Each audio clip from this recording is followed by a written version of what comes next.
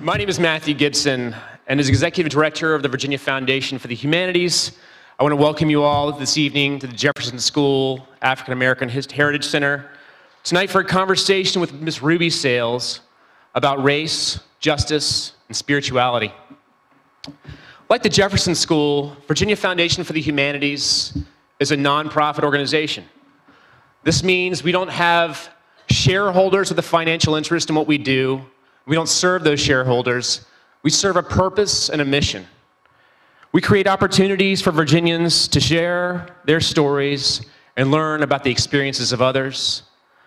We also create public programs and forums for civil discourse, focusing on literature, history, philosophy, religion, things that help us speak truth to ourselves and to one another. And this is why tonight's conversation with Ruby Sales is integral to VFH's larger vision. We believe in the power of community, and we believe that our work strengthens that community. To borrow a phrase from Ruby herself, to be more compassionate, aware, and whole human beings, we must develop hindsight, insight, and foresight. I think these can be developed very well with the help of the humanities. I mentioned before that we don't have financial stakeholders or shareholders, but we do have people like all of you, shareholders of a future that is more just, democratized, and equitable. If you're interested in the other kinds of work that we do, I urge you to sign up for our e-newsletter so you can get messages about this kind of work in the future. You can go to our webpage at virginiahumanities.org. And at this time, I want to also offer some thanks to the organizations and the individuals that have helped to make this evening possible. From the University of Virginia, I'd like to thank the Office of the Executive Vice President and Provost. Without their help and their vision for our response to the events of August 11th and 12th, we would not have been able to make this event possible tonight. I also want to thank Marcus Martin and the Office of the Vice President and Chief Officer of Diversity and Equity at the university. I want to thank the Carter G. Woodson Institute for African American and African Studies, the Black Student Alliance, and the Project on Lived Theology at UVA. Of course, I also want to thank Andrea Douglas and the great folks here at the Jefferson School African American Heritage Center.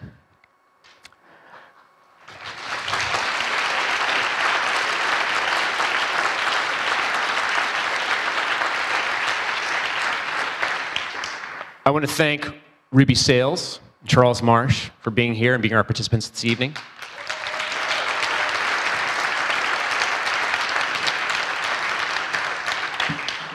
And last but not least, I want to thank especially my colleagues, Justin Reid and Maggie Guggenheimer. Please raise your hands if you're in the audience. Without their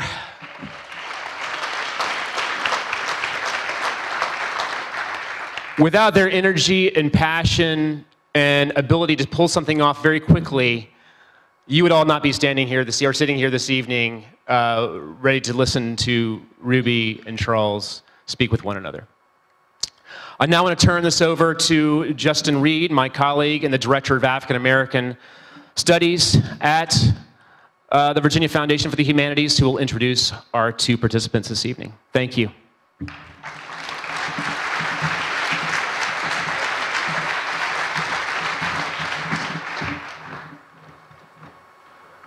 Good afternoon, everyone. Or good evening, really. Yes. I am really excited to be before you today, to have all of you here, and I'm so excited and honored to have Ruby here.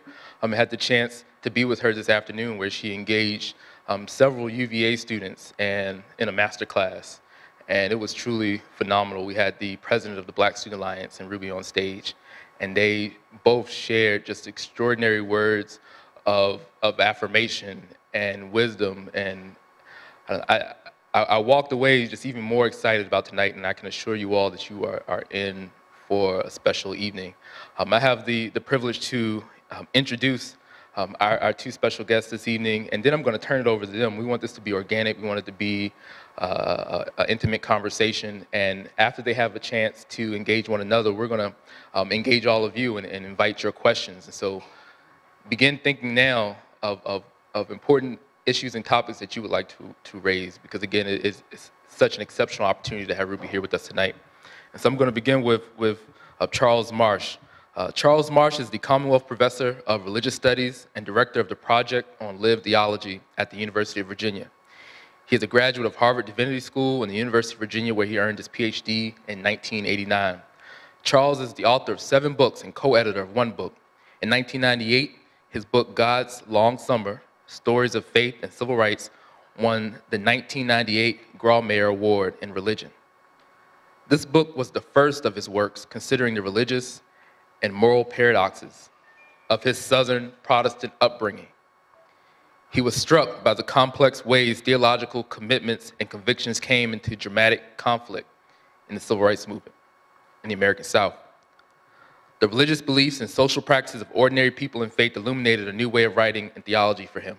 His 2005 book, The Beloved Community, How Faith Shaped Social Justice from the Civil Rights Movement to Today, developed a new interpretation of the civil rights movement based on Martin Luther King Jr.'s remark that the end of the movement is not the protest. The end is not the boycott. The end is redemption, reconciliation, and the creation of beloved community. Marsh is delighted to have co-authored a book with his lifelong friend, the civil rights activist John M. Perkins, entitled Welcoming Justice, God's Movement Toward a Beloved Community. His most recent book is Strange Glory, A Life of Dietrich Bonhoeffer, which won the 2015 Christianity Today Book Award in History and was shortlisted for the 2015 Penn Jacqueline Bogert Weld Award for Biography. Marsh is a recipient of the 2009 John Simon Guggenheim Fellows in the Creative Arts and served in the spring of 2010 as the Ellen Maria Gorizin Fellow at the American Academy of Berlin. His wife, Karen Wright Marsh, is the director of the Theological Horizons, a nonprofit that promotes theological research and education. And then we have Ms. Ruby Nail Sales. Ruby looks at her work as a calling rather than a career. She answered that call to social justice as a teenager at Tuskegee Institute, where she joined the legendary Student Nonviolent Coordinating Committee. I added that legendary. If you know their work, then you know how important they are to our country's history. And she also worked on voter registration in Lowndes County, Alabama. Sales received a BA degree from Manhattanville College and attended graduate school at Princeton University. She received her Master's of Divinity degree from the Episcopal Divinity School.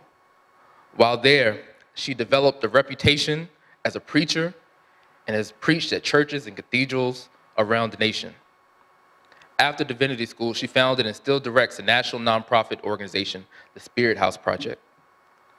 As a social justice activist, Sales' work is cited in several books, journal articles, and films. She has received numerous awards and honors. An oral history of Ms. Sales is housed at the Library of Congress, and she was selected as one of 50 African Americans from the Civil Rights Movement to be spotlighted in the new Smithsonian Museum of African American History and Culture in DC. Sales has made the struggle for racial justice one of the centerpieces of her work through the Spirit House Project. Since 2007, she has worked to expose the state-sanctioned deaths of African Americans by white police officers, security guards, and vigilantes by compiling a national database on these events, offering spiritual, financial, and organizational support to families, and by exposing these activities through church and community meetings, forums, and press conferences around the nation. In March 2016, Sales and Spirit House Project organized a National Day of Action in Washington, D.C. entitled Stop the War on Our Children, during which women from around the nation gathered to acknowledge young victims of state-sanctioned violence. A report, From the Womb to the Tomb, the history of police violence against African Americans is forthcoming. Recognizing a need to nurture the hope that resides in young people, as well as to revive an intergenerational community, the Spirit House Project introduced Hope Zones in 2016. Hope Zones are an alternative learning space which offer diverse communities an opportunity to work toward the common goal of advancing democracy and nonviolence. Sales continues to preach and teach all around the United States. And again, we are truly honored to have her with us here in Charlottesville, Virginia. So please join me again in welcoming Ms. Ruby Sales.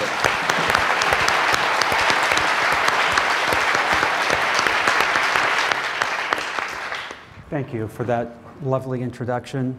And what an honor it is to be here with you tonight, Ms. Sales, and to see this standing room only crowd.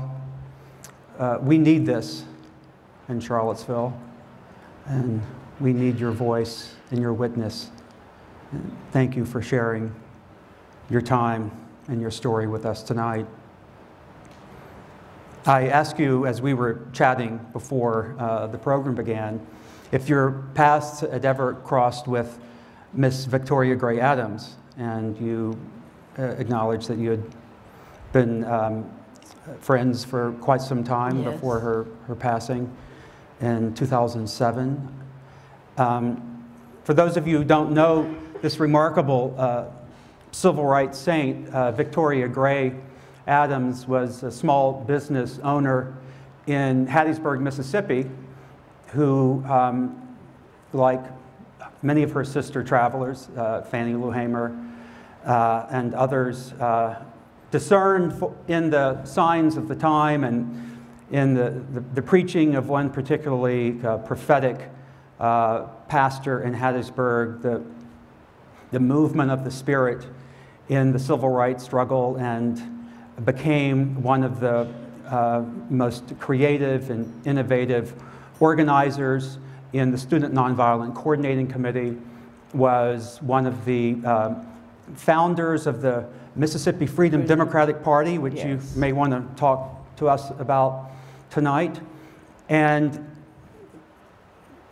spent the last chapter in her extraordinary career as a chaplain at Virginia State University, and became a friend of the University of Virginia and of the Project on Lived Theology that I direct.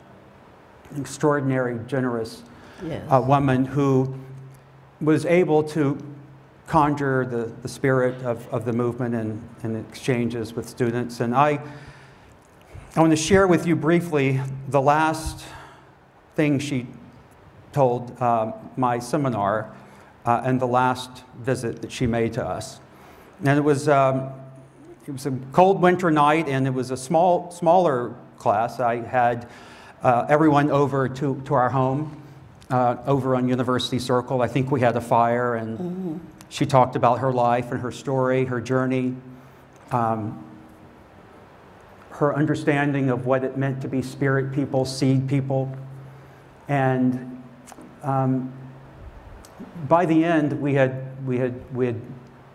broken out into song. We had a sense for an hour of what it might have been like. But it wasn't just a historical lesson. She was inviting us into a space that was opening up in our fellowship and in our exchange. After a presentation, the first student asked a question, a simple, wonderful, forthright undergraduate question. Ms. Adams, what is the unfinished business of the civil rights movement today? Just went right into it. And I've heard, and you have heard, a lot of answers to that question, and it's a multi-tiered consideration, but without any hesitation, she said, it's learning the language of peace. And she spoke those words in the winter of 2006. We were still at war, in that awful war in the Mideast. And I thought she had spoken into the kairos. But I don't know whether that would be the same answer she would give tonight. And I want to know how you would answer that question in a word or two. I'm not sure I can answer in a word or two. But first of all, before I answer the question, I too am honored, Charles, to be engaged in this conversation with you and to have an opportunity to deepen our thinking about critical social and spiritual issues of the day. I also would like to thank the Virginia Humanities Council and most particularly Margaret Guggenheimer for the work that they did to bring me here. And I also would like to thank the young people, the students who are sitting in the audience tonight, who continue to get up every morning and hope and dream in an era, in a season of cruelty, and in an era of disposability where only a few lives matter. And I thank you very much for continuing to hope when there might appear to be no reason to hope. I think indeed she would answer that question, because I think injustice creates chaos in an over and against society. And I think that she would also probably add that where where there's no justice, there can be no peace. And so I think that Victoria Gray Adams' answer to that undergraduate who asked the question continued a long journey for Victoria Gray Adams as part of a community of Black people whose Black folk theology began in the bush harbors of this country on sites of terror that were called plantation, and trying to make meaning out of a situation that seemed greatly unbearable, and trying to find hope in a situation that was in the valley of despair, trying to figure out how might they recognize and validate their humanity in a society that said that they were property.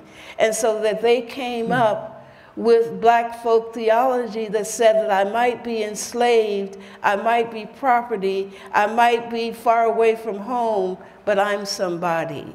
And this set this country on an alternative spiritual trajectory that often saved it from going over into the abyss of fascism and moral nihilism.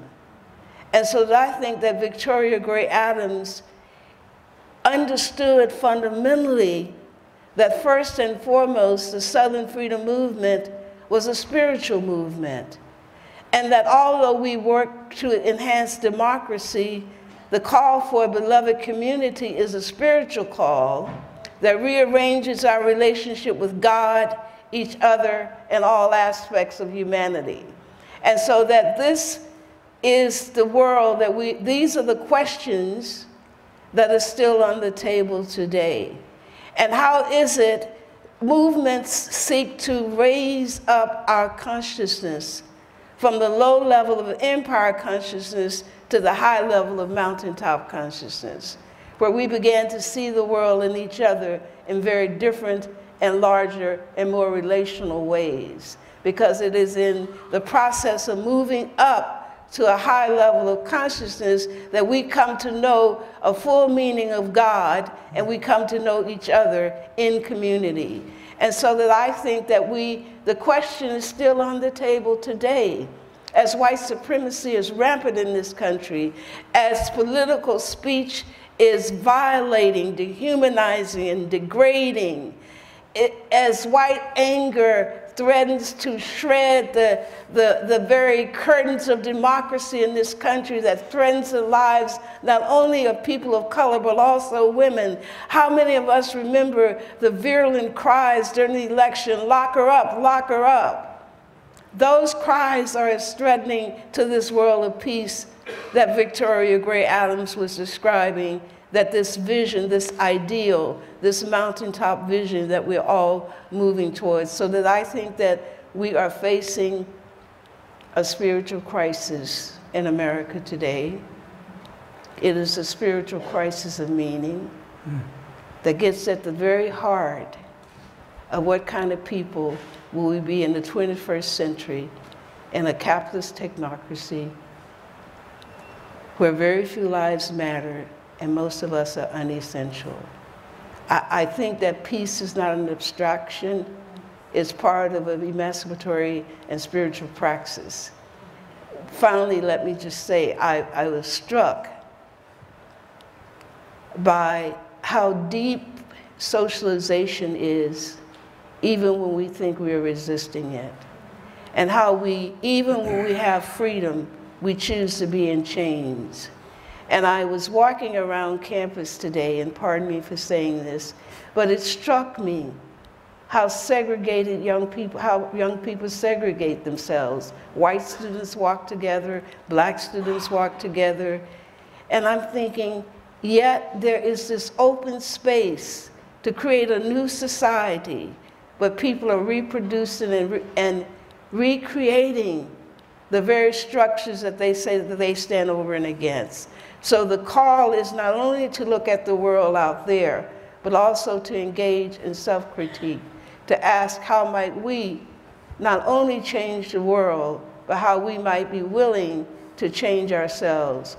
And not because we want to be allies with other people, but because we recognize that systemic injustice contaminates all of our lives and moves all of us towards spiritual and social death. And so how is it that we can move away from spiritual malformation and social pathology to become whole people in the world? And how might we really become companions, recognizing that this is work that benefits all of us? And I think Victoria Gray Adams knew that then and would probably say that tonight. When Dr. King delivered those words at the end of the Montgomery bus boycott, word had just come down from the U.S. Supreme Court in favor of the Montgomery Improvement Association. Yes. And he was speaking to a jubilant crowd at what was called a week on Christianity and Nonviolence at Holt Street Baptist Church. The Baptist churches I grew up in Alabama, I have to say, didn't have week-long seminars on Christianity and nonviolence in 1956. But there was one in Montgomery. And he spoke to this jubilant audience, trying to put the accomplishments of this extraordinary 382-day protest, demonstration, exercise in Black Freedom Church asceticism into theological, spiritual perspective. And he said, there will be time to protest, time to boycott. There is much to do by way of changing and engaging the material conditions of injustice. But the end is not the boycott, the end is not the protest, the end is redemption, reconciliation, and creation of beloved community. And that's a mind-blowing idea. Absolutely. The creation of beloved community, it seems as if we're so far away from this dream and from the realization of this kind of social possibility that might redeem the soul of America. You entered the movement inspired by King and SCLC, but with the particular interest in the Student Nonviolent Coordinating Committee. And when you listen to their testimonies, as I've tried to do over the years, there's an interesting kind of take on this theme of beloved community. It's, yes, we work for this eschatological hope, but in the meantime, in the peculiar fellowship of the Freedom House, of the SNCC offices, of the sit-in, of the languorous times we spend together on porches, talking, reading, writing poems, singing. we're living into the here and now, a new kind of order. And I was so excited to hear you invoke this almost untapped possibility of counterculture in your remarks to students at noon today.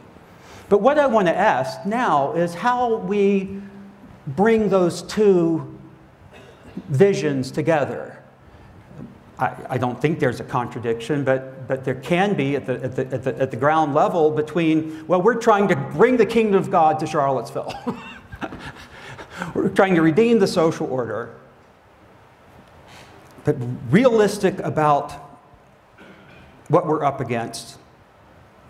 We will, in the here and now, as we wake up on a morning, in the spaces we move, seek to create countercultures. Miss Adams once in a talk to my class referred to SNCC as a free-floating monastic order.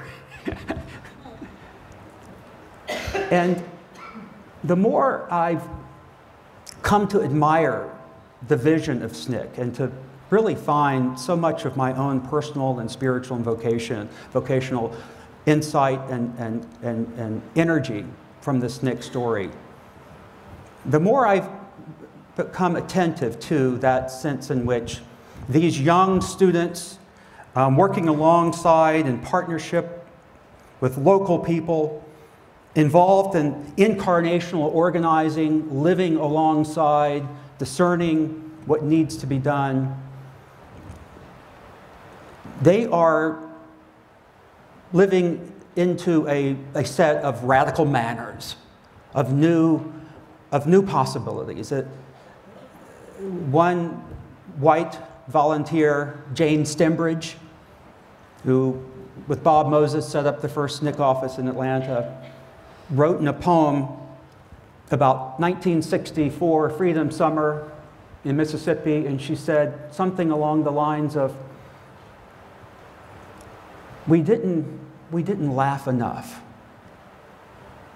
Let's do it all again, but this time wearing clown hats.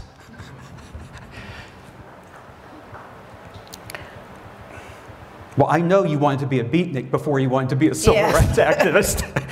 Definitely. That's kind of where we're circling back to here. Definitely wanted to be a beatnik. But how do we bring those two together? And tell us what it means to talk about counterculture. As you were talking, Charles, one thing kept really percolating in my head, and the word is continuity. That we were an extension of our parents' dreams, hard work, and aspiration, and the faith that they possess in the face of what seemed to be insurmountable challenges. They kept on tilling generations for the day of the Great Jubilee, because they understood that freedom was possible. And so while my generation lacked hindsight, and I think we did, we were already a part of a counterculture because the movement was a counterculture. It countered empire culture. Martin Luther King was part of a counterculture. The whole spiritual awakening among Black people in the expression of the Southern Freedom Movement was indeed a counterculture. And so that rather than see us at odds with each other in a very profound and large way, I see us as part of a continuum. And I think that young people tend to be a little bit more idealistic, a little bit more daring, and it is their job to challenge the rigidity of older people. But at the same time, there's an arrogance. As I look back, and when older Black people would come to Lowndes County and talk with me about movement, and I would dismiss them as if they didn't exist. And then when I got older and I read the history and realized that they had been at the center of movement, and I was horrified. I was absolutely horrified. And so that I think that there needs to be some dissonance between older and younger people. And I think each generation has the responsibility and the gift of grace to write their own initial and signatures on the cloth of history. And that their signature doesn't have to match my signature, but it has to be on the same quilt. And I think that SNCC, even when we sat on front porches and thought that we were doing something unusual, we were just curating front porch society that was indigenous to Black life and culture. And so that I think that what we were more than what our parents were is how we understood movement. It was material. It was a materialist understanding. We were impatient with any religious or spiritual notion of movement. And Stokely Carmichael and that group of people who had come out of Howard University, which I say is the seat of a kind of materialist thought in this country, had a great impact on shaping the student movement in the South. And I think that if there were any profound distances, I would say that it was a spiritual misunderstanding, that we didn't understand that justice is a call to spirituality, is a spiritual call. And part of what happened is because of the lack of understanding, King was absolutely right. First and foremost, the movement was about a transformation of values. And if the values were transformed, then you would have a beloved community. You would have economic justice. But the idea behind the movement was not jobs, were not degrees. It was really a higher level of consciousness that would allow us to let God's kingdom come on earth as it is in heaven. And so I think that's what I did not grasp as a young person.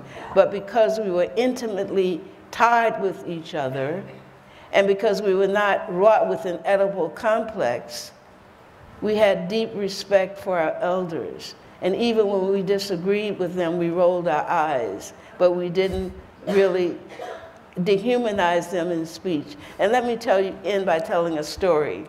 So Martin Luther King came to Lowndes County one night to preach. And SNCC was there.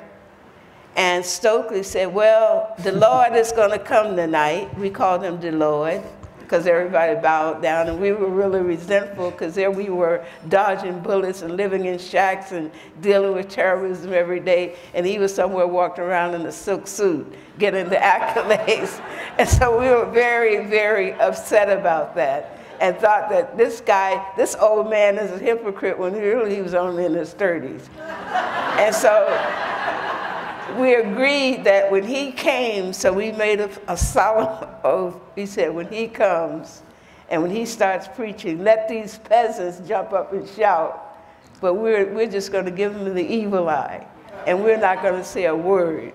We're just going to sit there and look at him. And part of why we decided to do that, because we knew that King valued how we thought about him. And we knew that to be silent would really unhinge him, because he cared about us as much as we cared about him, although we were angry with him. And so he started preaching in that voice that he had, and he was getting higher and higher to the mountaintop. And suddenly I looked to my right, and Stokely was rising up on the seat. And I looked to my left, and somebody else was rising up. And before I knew it, we had become a part of the rising up. And we finally looked at each other sheepishly and said, wow, that boy can preach.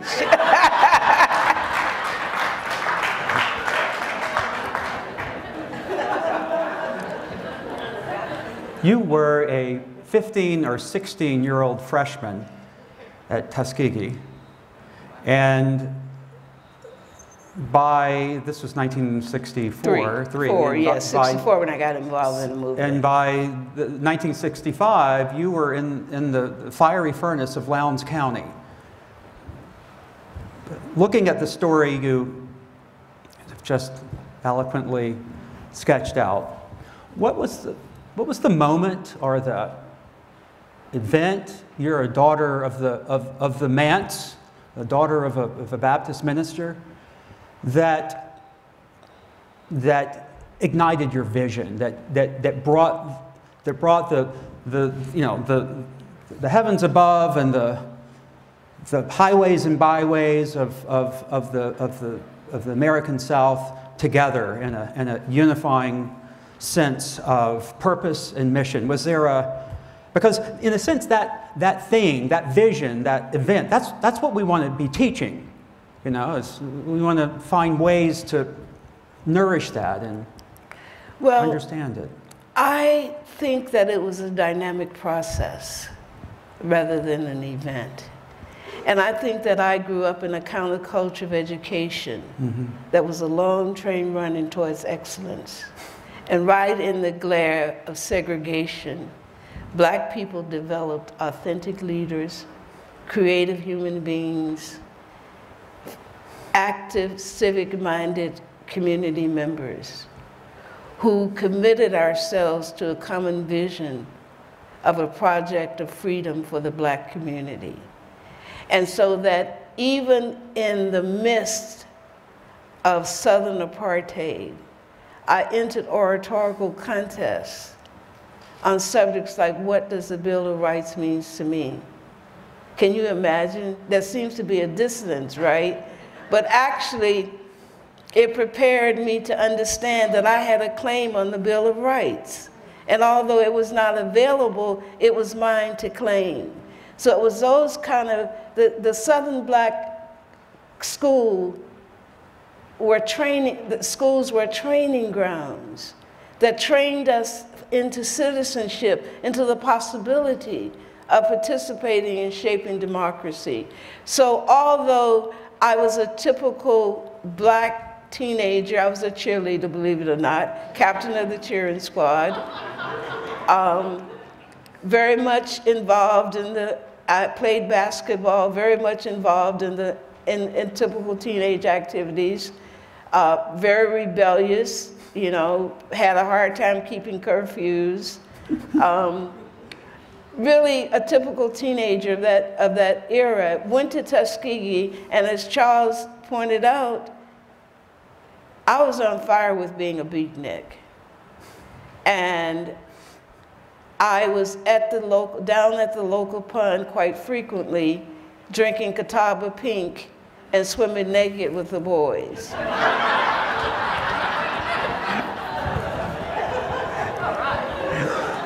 And then something happened. And the rest is history. But actually, I was really searching for a place to be somebody. I was searching, as James Baldwin said, for the sound of my name. And Stokely Carmichael came to our class, which was taught by Gene Wiley, and had a conversation about history, and suddenly I knew some part of my name, and it was Black. And it was from the naming and the understanding of who I was in relationship, not just to my parents as their daughters, but part of a community of people who were marked by the same social, political, and spiritual stigma. And so I became connected in a way that I wasn't connected before I knew the sound of my first name. And then I went to Lowndes County, and I was naive. My father was a Southern Baptist preacher. I lived in a fairly middle-class Black community, had not seen violence, and suddenly I'm thrown into this place called Bloody Lowndes. And it is violent, and it is rural, and I grew up in Fort Benning, Georgia, and that was not rural, in Columbus, Georgia. And suddenly, not only are my assumptions being tested about who white people are, but also who Black people are, because I came from a society that said that sharecroppers were not legitimate spokespeople for Black people. And so my elitist notions were turned upside down in Lowndes County. And I had to, and so it was in Lowndes County that I first came face to face with both violence and courage. The sheriff pulled a gun to Stokely Carmichael's head when we were trying to register people to vote, and told Stokely Carmichael tonight he'd be in hell. And Stokely didn't miss a beat and said, well, I guess tonight hell will be integrated.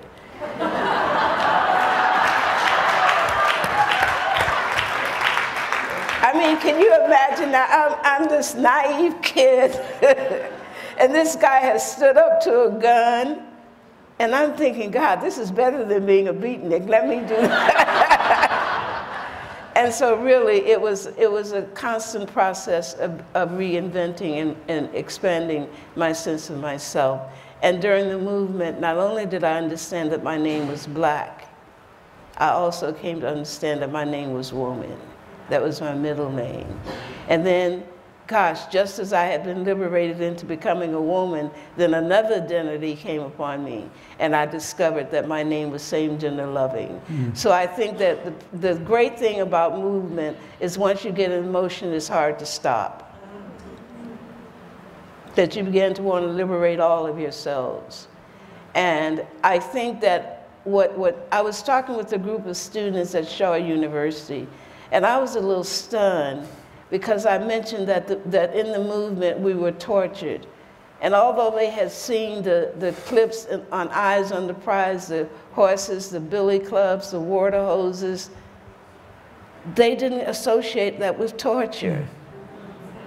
So the movement, although it tends to be romanticized, it was a site of torture.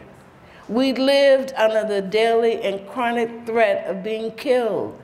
Riding down the highway on Highway 80, at any moment, white men in pickup trucks with guns in their gun rack would appear, and we'd have to run for our lives. And the whole thing was, we wanted Stokely Carmichael to be driving, because we knew that if he were driving and we had to go 100 miles an hour, he would see us through.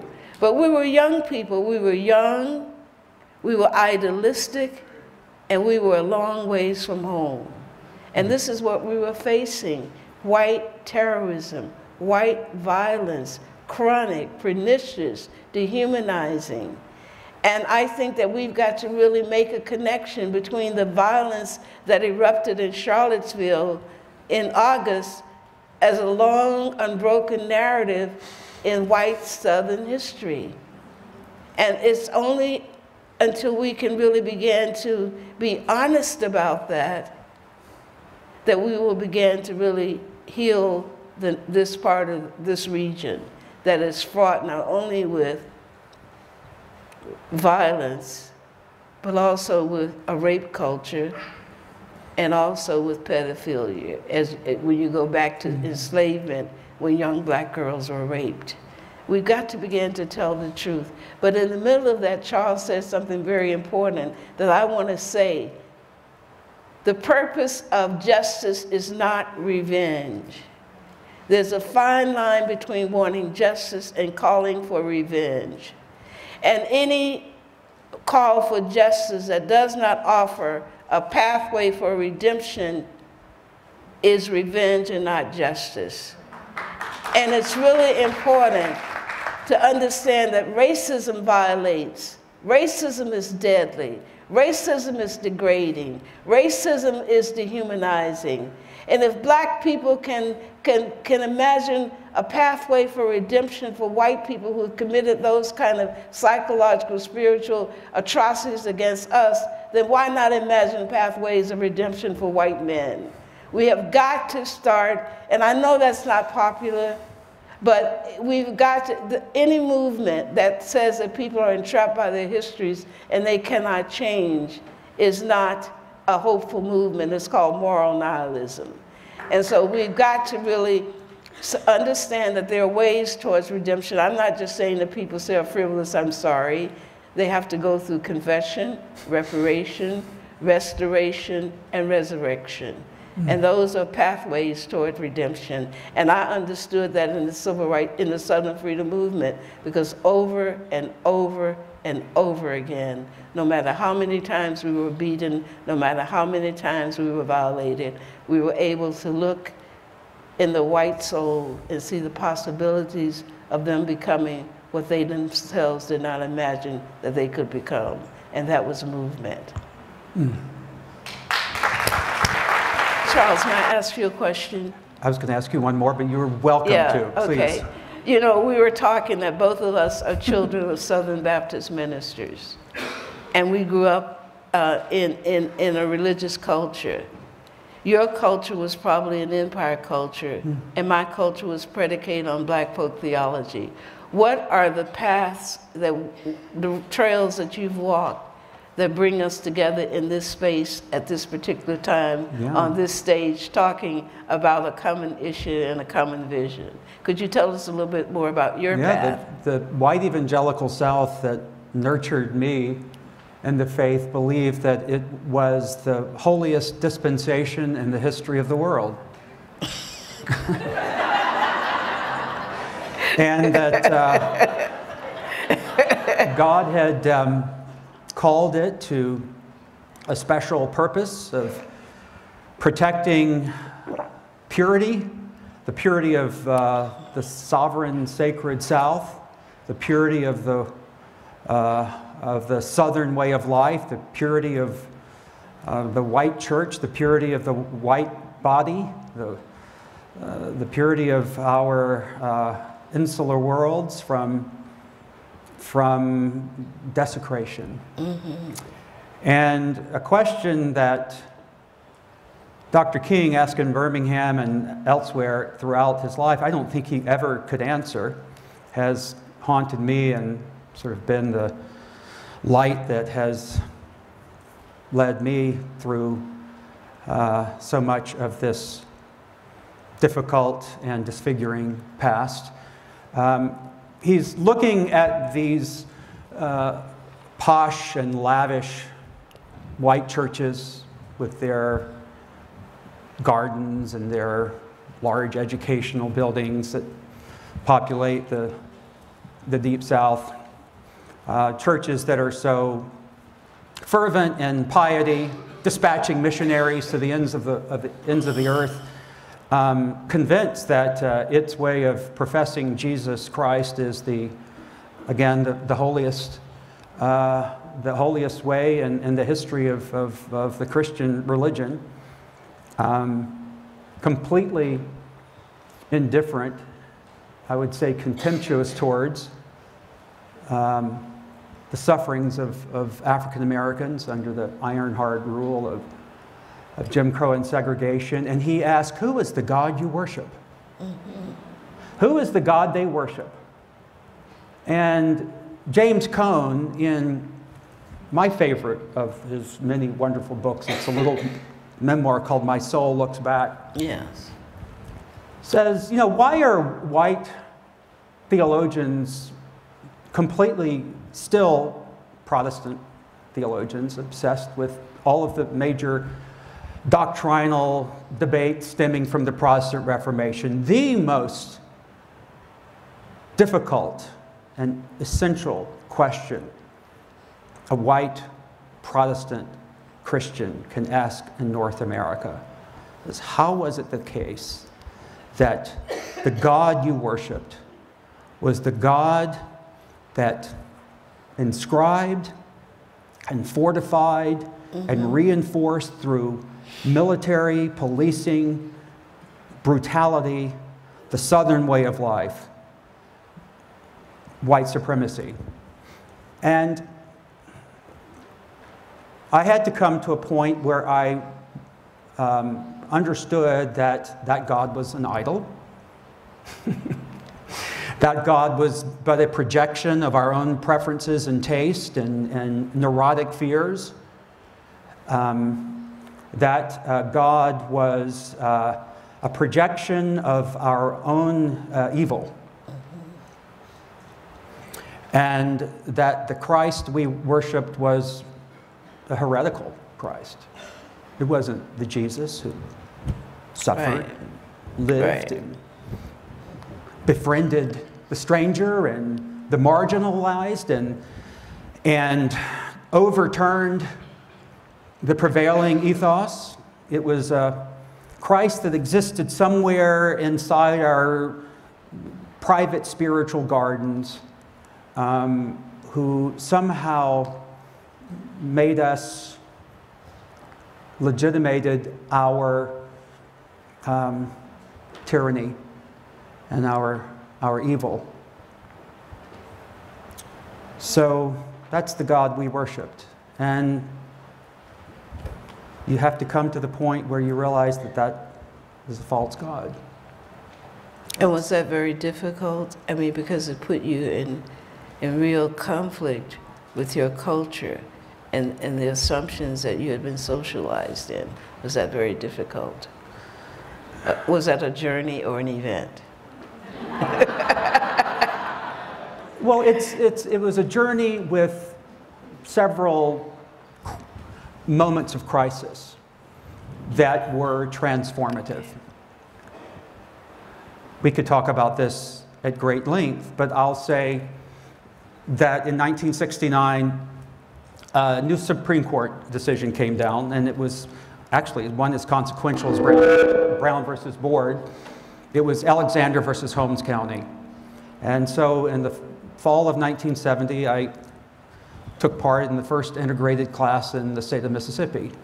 It's a long time after 1954. But for me, it was a liberation.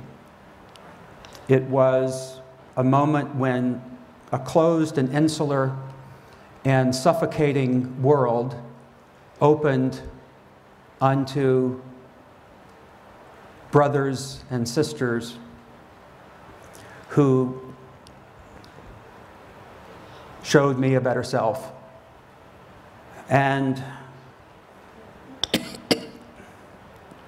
you know, I carry that with me through my days in my largely segregated spaces at this university, is the sense that I realized I was not complete as a person without my black brother and sister. And I feel that incompleteness, and that incompleteness that is certainly a part of my own organizing of my life, but also so much of what we're inescapably thrown into in this technocracy and in this nation saddens me.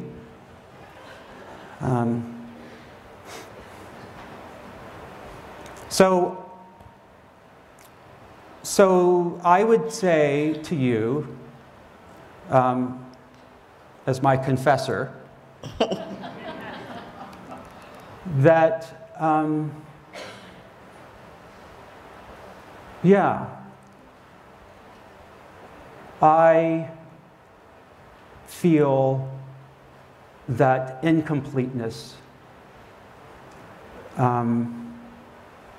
I wonder why most of my white friends became angry, tax slashing, segregationist Southern Republicans. I thought there was something that we all shared on that hot summer morning in 1970. I thought we were glimpsing something that was going to change us.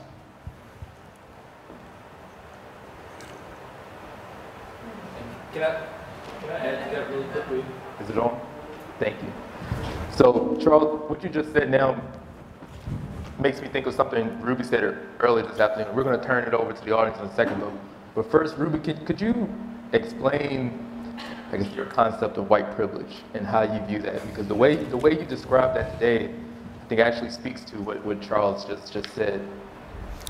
Well, I think that there's a myth that says that white people inherit privilege. And I want to say that there's that it is not a privilege to be contained in small, segregated spaces where you're afraid to live on the land in relationship to other people. It's not a privilege to have your humanities dehumanized. It's not a privilege to be melted into something called whiteness while you distance yourself from your ethnic histories when you were a stranger outside the gate of the empire trying to get in as an Irish person, as a Jewish person, as an Italian person. And the evisceration and the eradication of that history creates false consciousness that make you identify with the empire and make you be willing to commit suicide in order to represent their interests. That's not your interest. That is not a privilege. That's existentialist death. And so that I think that we've got to really begin to, yes, in the empire, it is a privilege to be in a hierarchy, but in the kingdom of God, it's social and spiritual death.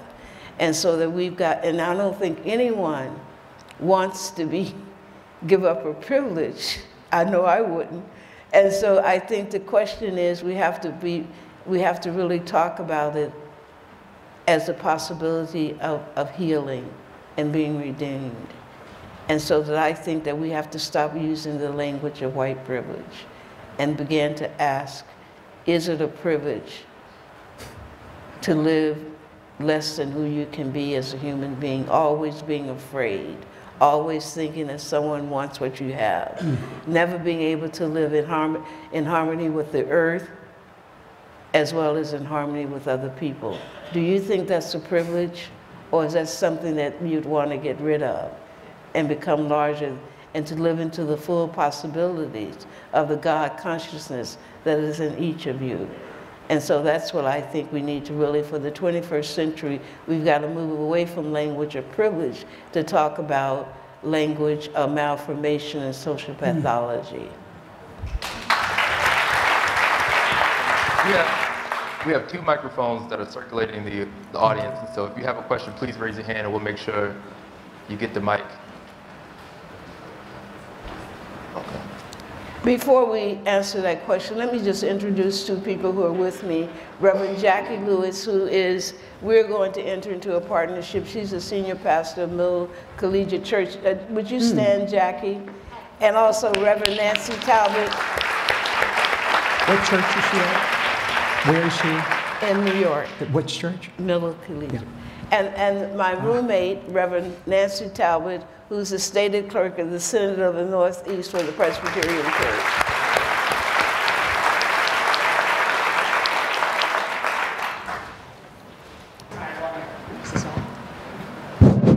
Yes, it's on.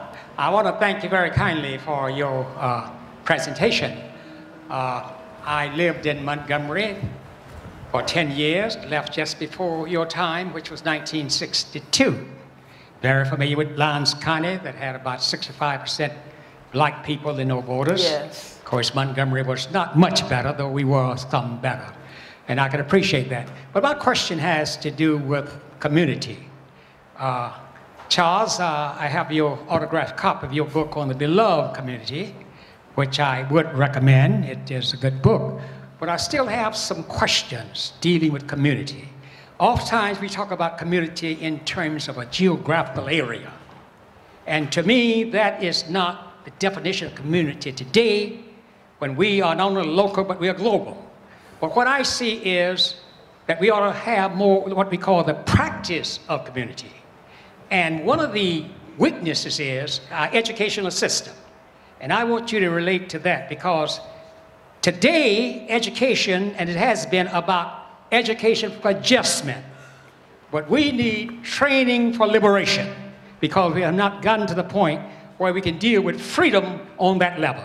So could you respond to what you think the practice of community would be, and how our educational system should change in order to prepare us for this transformation and this reconciliation that you're speaking of? Well, I think that education as we understand it and as it is practiced in institutions, whether public schooling education or whether or not higher education, exists to guard the prerogatives of empire.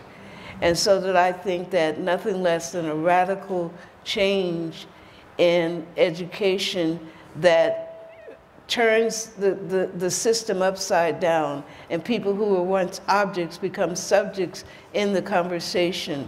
But I think education is not even about classroom, it's about raising our level of consciousness. It is a process of interrogation where we're asking important questions about who we are, who other people are, and what is the world that we live in. And so that I think that it is through that kind of engagement that I think radical change will occur.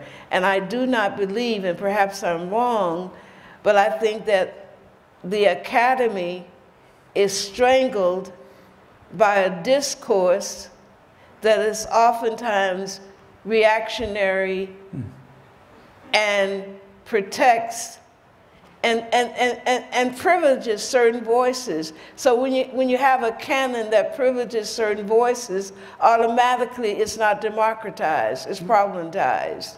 And so that I think that I can't offer you a prescription, but what I can do is to just say to you that I think that we need to begin to develop a praxis where we make a connection between what we taught, what we teach in classrooms and how people live in the world. And education should be both an aesthetic, but it also should be functional. It should allow us to move from one position in life to the next. And it should allow each of us to reach our full capacity, not only as individuals, but as members of community, of a beloved community. Ms. Sales, it's a great privilege to be here with you tonight, and I think we would be remiss if we didn't mention the Episcopal seminarian that stepped in front of you on that day or night in 1965. And I have been to the statues that memorialize Jonathan Daniels at the monastery at the Abbey of Gethsemane.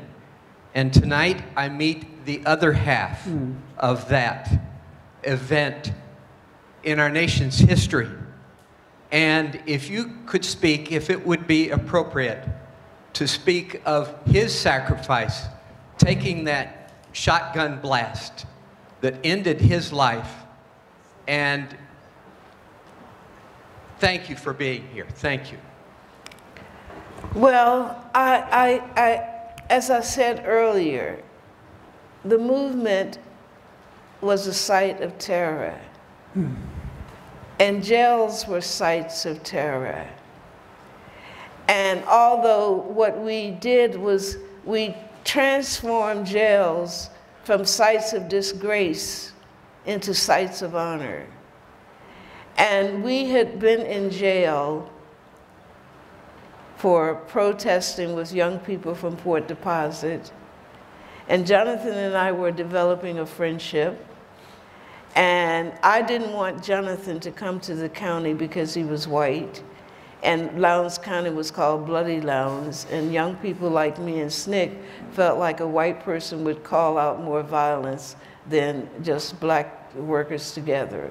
But Stokely Carmichael said that the movement should be like a Baptist church. Whosoever will, let them come. And so we said to Jonathan that he could come. To make a long story short, we were in jail. We were made to leave jail without knowing why we were being put out of jail. And when we went to the corner store, Tom Coleman stood in the door, in the door of the store with the shotgun and threatened to blow my brains out. And Jonathan pulled me by my blouse and took the shot.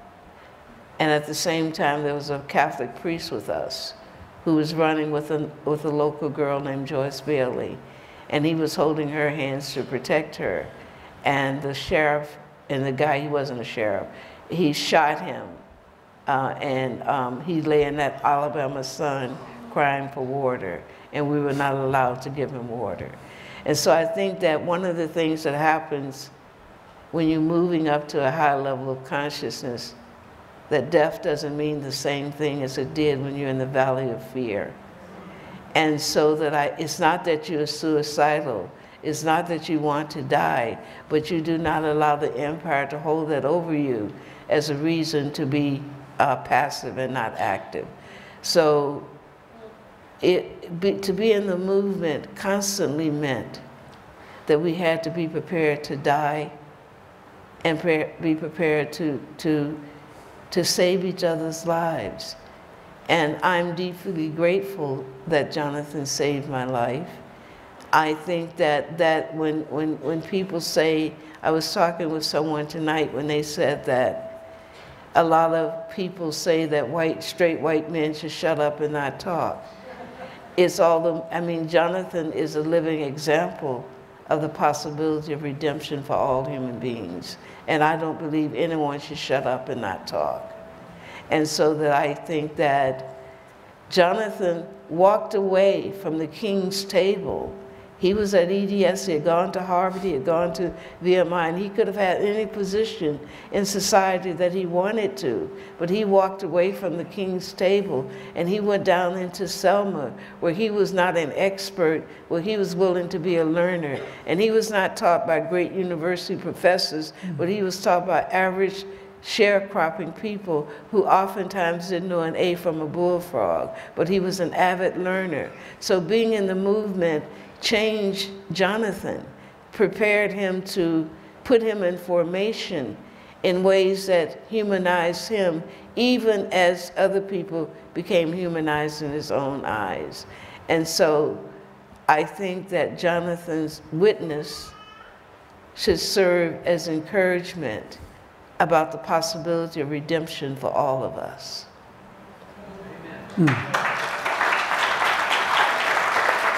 Ms. Sales, good evening. We Good love evening. you, and we thank you so much for being here. God bless you. In light of all that we've gone through, and in light of the fact that we found out today that the most hated man in this area, and possibly one of the most hated men in this country, other than Trump, has announced that he intends to hold another Unite the Right rally next year. How do we morally and spiritually beat back the hatred that has come to permeate this society in general and this country as a whole? We certainly don't do it by chasing behind one right-wing neo-Nazi group after the other. It strikes me that in the movement they chased us, and now we're chasing them. And we need to really look at that.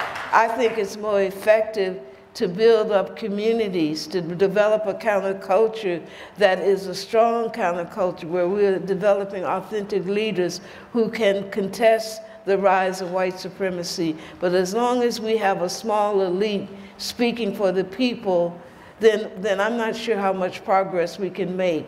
I do think that as long as we chase them, they own the discourse and they own the space. And I think they have been very smart in poaching on the tactics that they learned, that they observed that black people did in the 60s. And so that I think that we have got to stop chasing them from one city to the next.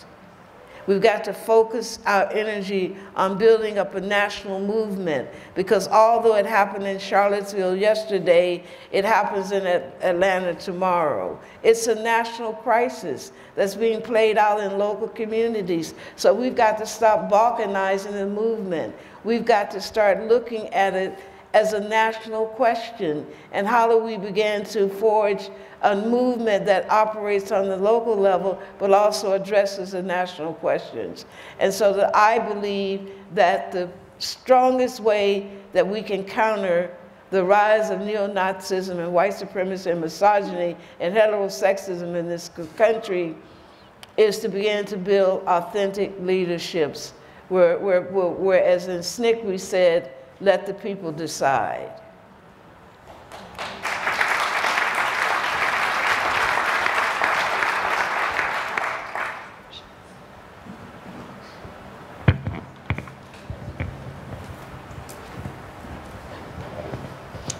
Hi. So after the events of August 12th, I was really searching for a message. I live here, I've been here for a long time, and I'm an artist. And your words, where does it hurt? That was the message. It's beating in my heart now, and it's a message that, as a visual artist, as a muralist, that I want to bring to this community. I'm working with folks with the Bridge Progressive Arts Initiative and others to bring exactly that phrase, exactly that question, word for word, to this community, because it does speak into that space of redemption, and it speaks into the two hungers that I feel, and here's where my question is, the two hungers that I feel are so ever present, which are the hunger for knowledge and the hunger for spirit, for purpose. And in that space, there is so much dissonance or possibility of dissonance, but also the potential for harmony. And Yes. the gentleman over here asked before about how do we educate, how do we bring that knowledge and also feed the spirit. I realize it's a little bit of a redundant statement, but at the same time, I look at prophets in the Christian community and prophets in the Muslim community and on and on and on who are spiritually focused, and then I look at folks such as Ta-Nehisi Coates, who I see as someone who has a command of language and is a prophet in his own right. However, that dissonance, again, of the spiritual hunger and the hunger for knowledge. Could you speak into that space? Well, there is a deep spiritual hunger in the American soul. It is a hunger that comes from a highly materialized capitalistic society where human beings are commodified and once were property. And even consciousness becomes material. And although we say that we are spiritual people, even our language about justice is a language of materialism, jobs, economics. We rarely speak about consciousness.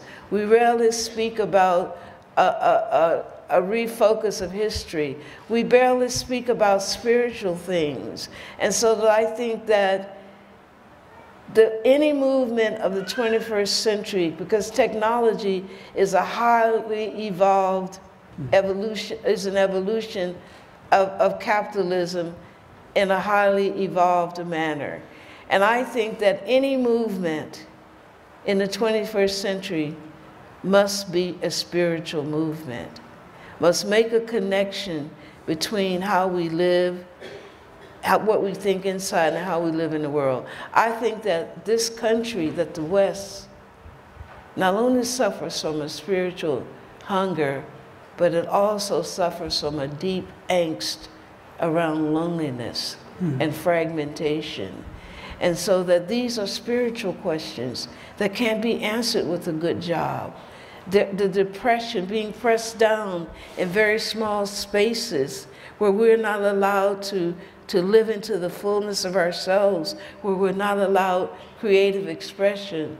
That's not a material question, that's a spiritual question. So I think that we must begin to develop a spirit. The young men who were here in August are in a deep spiritual crisis over identity, because they've been told that their identity as a white person has to do with power, domination, material influence, and that is contingent on everybody who's colored being under them. That if they are equal to them, then that lessens their power. And so they are facing an identity crisis in a world where only 1% of white people enjoy the full pleasure of whiteness. And the rest of and the white identity is no longer available. And then in addition to that, you've got black people like myself who seem to have more education and more material than what they have. And so it is really our responsibility as an academy, and our responsibility as spiritual people to offer a theological language that brings hope and meaning to these young white men who are on the edge of utter despair and nihilism, and who believe that their lives do not matter either. And so we have to really be honest with them and say that you've been had, that in the larger empire your life doesn't matter, but in relationship to each other and to us, your life is very important. So how is it that we began to understand that the opioid crisis is a manifestation of communities that are spiritually unhinged? And so we've got to begin to read these narratives in larger and multiple tongues and begin to, I don't like demonization. Of course I don't like racists. I don't like people who are racist towards me. I don't like what they do, but I don't dislike them. But I don't like when my job, I believe, is to never write a person's obituary until they're here no more. And I believe that even in the midst of all of that anger and all of what Faulkner calls that sound and fury, I believe that we might find 1% of somebody in that crowd who can be redeemed. And that's our job. The university should be in the business of redeeming democracy, redeeming our humanities, and religious institutions and spiritual groups should be in the process of offering authentic ways and pathways towards redemption.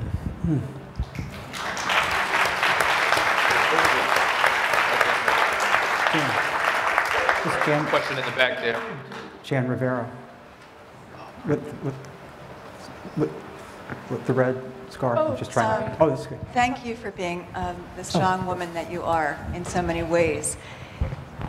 Even though it's so important that so many women are coming forward now to refuse to accept second-class or third-class treatment for who they are by men, when every piece of news that is generated and every piece of information that comes at us in our society is depleted of and not holding the female, divine feminine concepts of inclusion and love and nurturance and community and forgiveness and redemption and all the things we're discussing and compassion, when everything is generated from a more, but masculinist, aggressive way of thinking, every piece of news, and that what's going on is the women now who are fighting being assaulted, women are always reacting against what the patriarchal,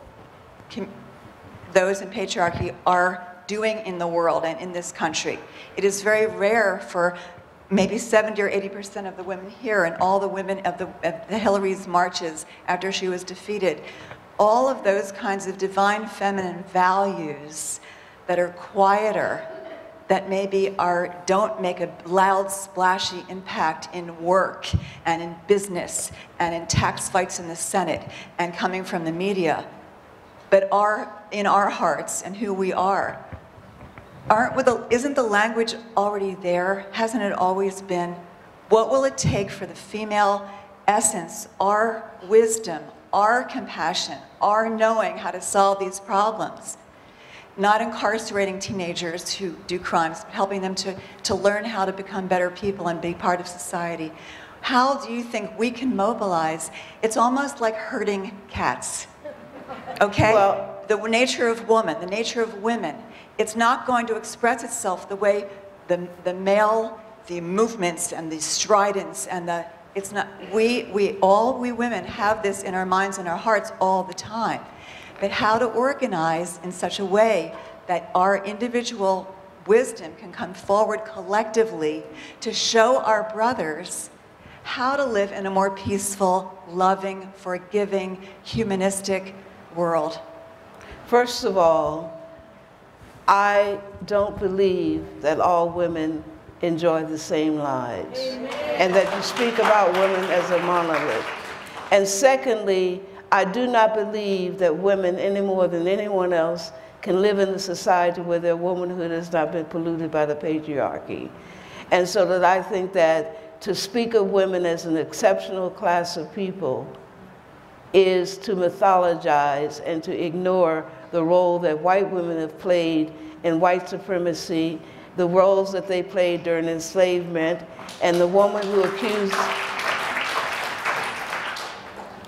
There's a woman who's still alive who got a 12-year-old boy killed for saying that he tried to kiss her. That boy's name was Emmett Till. And so that I'm going to say something quite controversial, but it's okay, I'm going to be brave.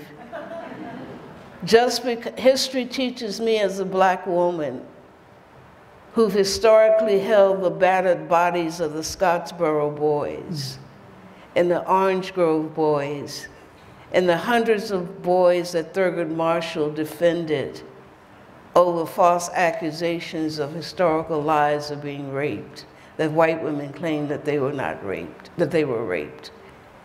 I'm sorry, with my eyeballs in history and being a black woman who lived with brothers who were afraid to look white women in the face because they would be afraid that they would be accused of rape and being inappropriate, I don't believe that just because a woman says she's raped, we should wholly believe that. I think that the evidence says that in the South, the power that white women were given was the power of white womanhood and the fragility and the purity of white womanhood and the power over black men's lives. And so that I don't think that makes white women unredemptive any more than I think it makes black women non-redemptive, because having gone through the horror of being raped during enslavement, during Southern apartheid, who would imagine that they would turn their daughters over to men in our own communities to be raped and ravished? And so that none of our hands are clean in this conversation. And even being a woman, and even being a black woman, I do not believe that there's anything more special and more possible in me that's possible in men.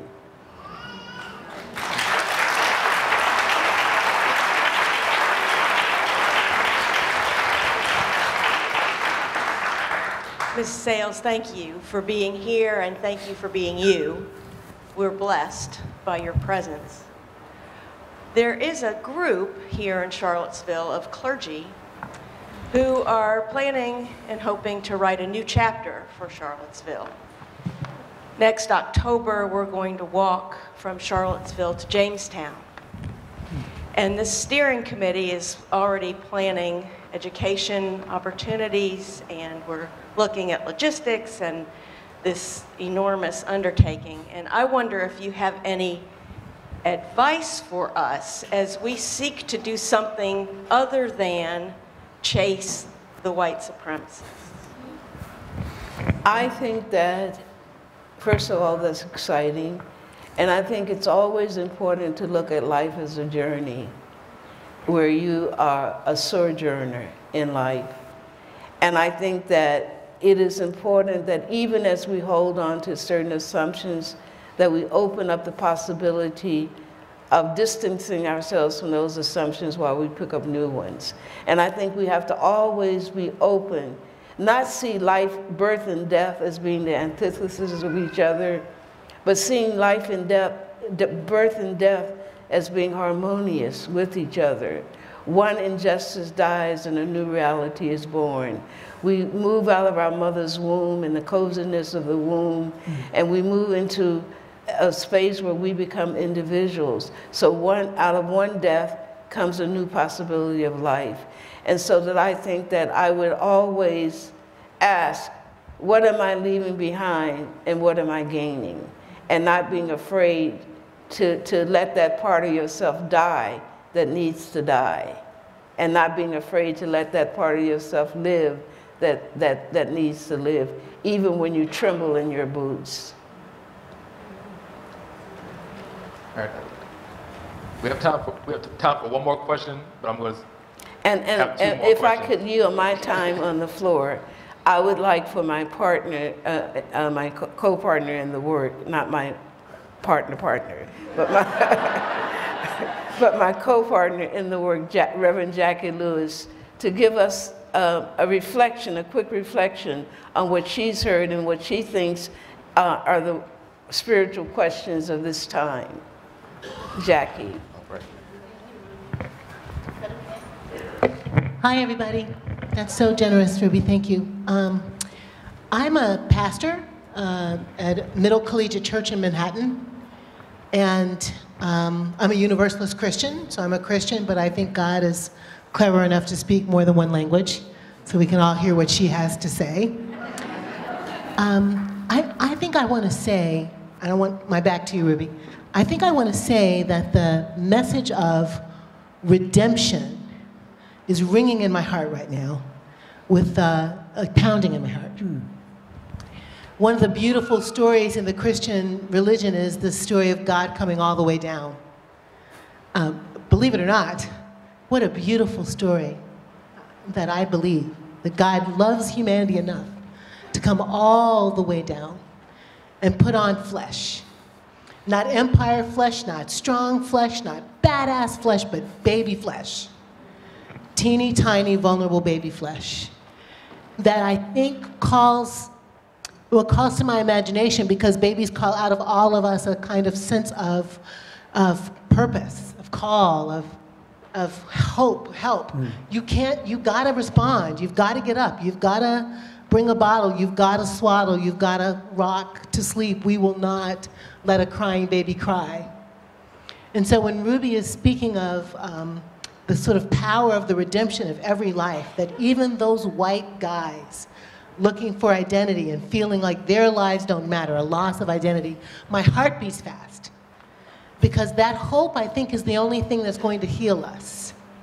The hope that we find in an infant, the reason we find this kind of story of God become baby fascinating, is because we know that a little child will lead us. We know that there's something that can be gained if we look at each other and see the once was innocence.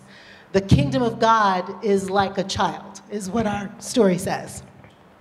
So my heart beats fast at a message of hope, that if we see each other, we can see each other to newness, that we can be truth tellers, and that this isn't about nammy-pammy work, that this kind of work is hard. Love is hard. Redemptive, revolutionary love is really hard. But my heart beats fast imagining all of us taking home a kernel that we might heal each other by seeing each other, listening to each other, talking to each other, and holding each other accountable to making the world better for those little babies coming behind us. Thanks.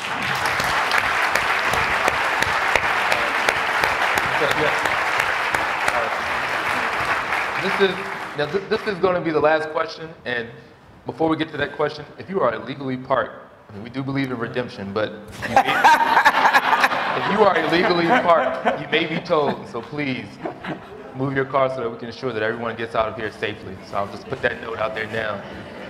Ma'am, you can go ahead. Hopefully. So you go ahead. Thank you. They're about to tow.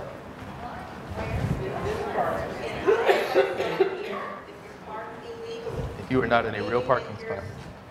Created your own space. Deborah.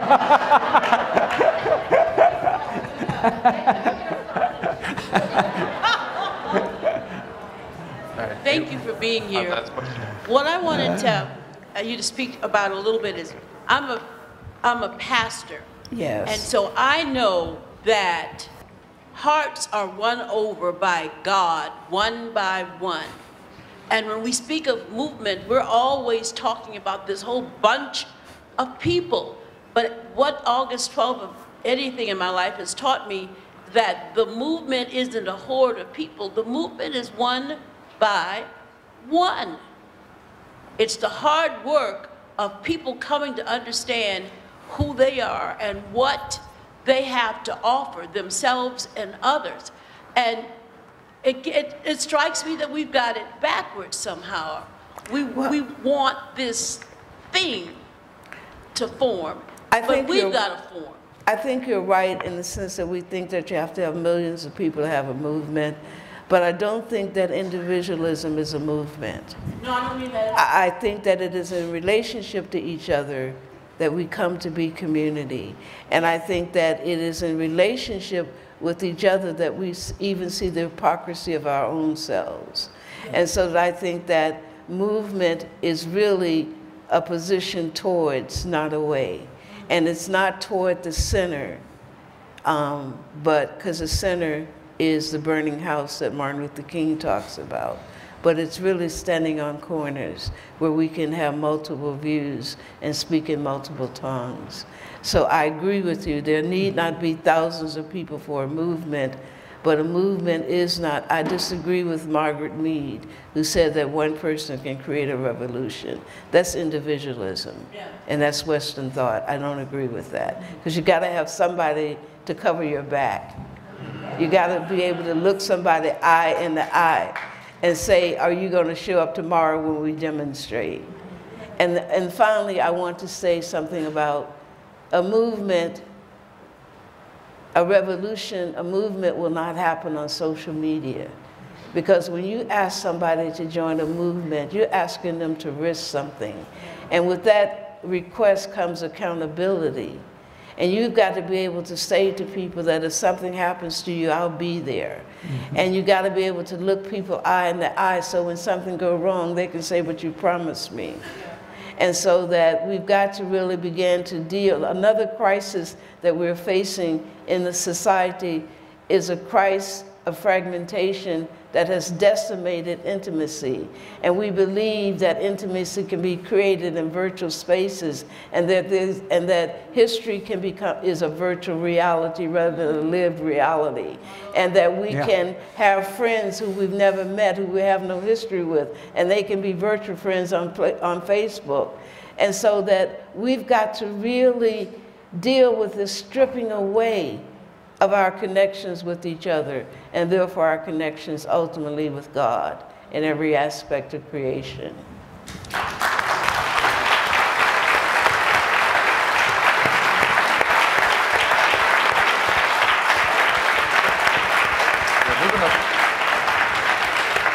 We're gonna end it there. So again, please join me in giving a final applause.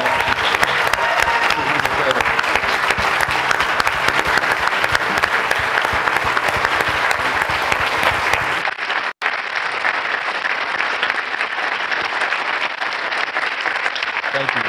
Thank you. And thank all of.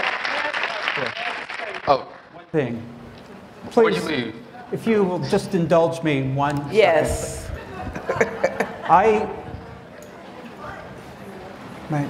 Hold your hand.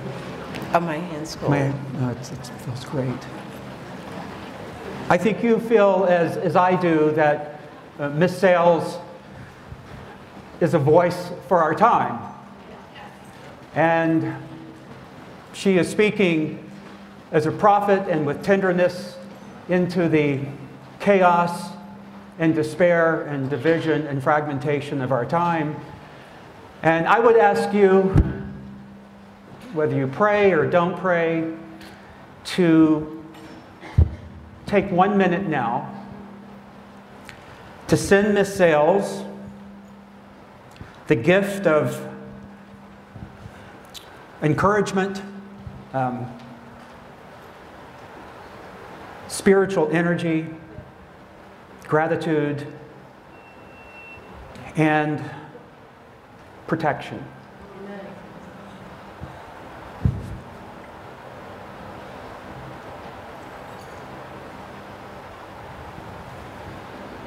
Thank you.